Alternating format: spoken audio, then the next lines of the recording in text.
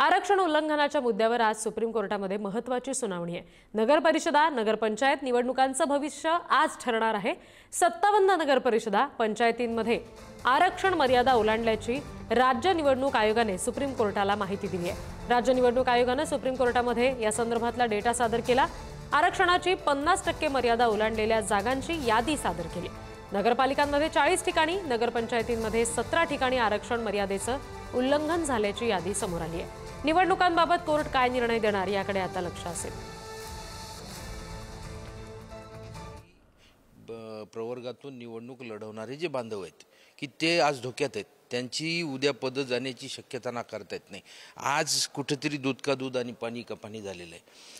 राज्य सरकारनं, राज्य निवडणूक आयोगाने हे मान्य केलेलं आहे की आमची ही चूक झालेली आहे आणि ह्या चुकीचा फटका आमच्या निर्दोष ओबीसी बांधवांना बसणार होता, तो की आज कुठेतरी सर्वोच्च न्यायालयाच्या समोर हा विषय राज्य निवडणूक आयोगाने मान्य केला आणि राज्य सरकारनं सुद्धा मान्य केला।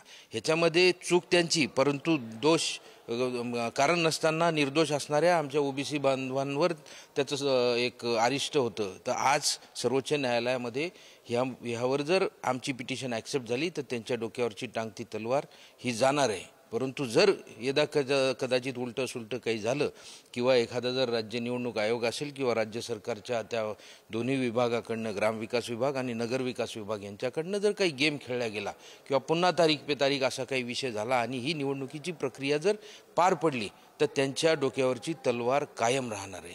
हे 5 वर्ष केव्हाही त्यांच्या पदाला धोका होण्याची शक्यता नाकारता येत नाही।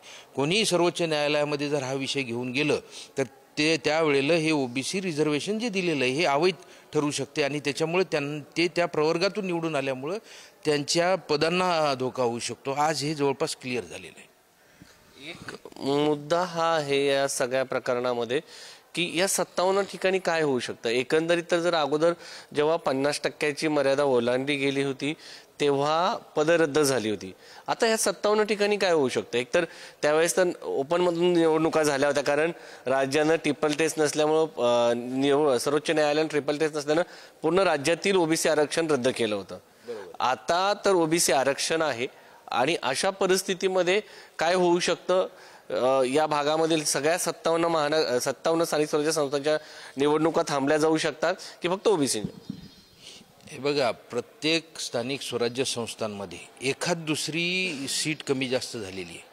ती एका सीटमुळं बाकीच्या सगळ्या सीट धोक्यात आलेल्या आहेत आणि हे राज्य निवडणूक आयोगानं सुद्धा स्वीकारलेलं आहे। कालची जी यादी दिली त्याच्यामध्ये जवळपास 100च्या वर समथिंग त्या ठिकाणी तो आकडा आहे आणि जवळपास 300 पैकी 125 ते 150 नगर परिषदा आणि नगरपालिकांमध्ये हा प्रॉब्लेम आहे आणि ह्याच्यामुळं त्या 1-2 सीटमुळं ती संपूर्ण बॉडी जर अडचणीत येत असेल किंवा संपूर्ण ओबीसी बांधव जर अडचणीत येत असतील निवडून आलेले, तर त्याच्यामध्ये हा एक अतिशय मधला मार्ग आहे की जेवढी एक सीट झाली किंवा 2 सीट एक सीट झाल्या तर ह्या सीट ओपनमध्ये कन्वर्ट करून जर निवडणुका झाल्या तर त्यांच्या डोक्यावर टांगती तलवार राहणार नाही।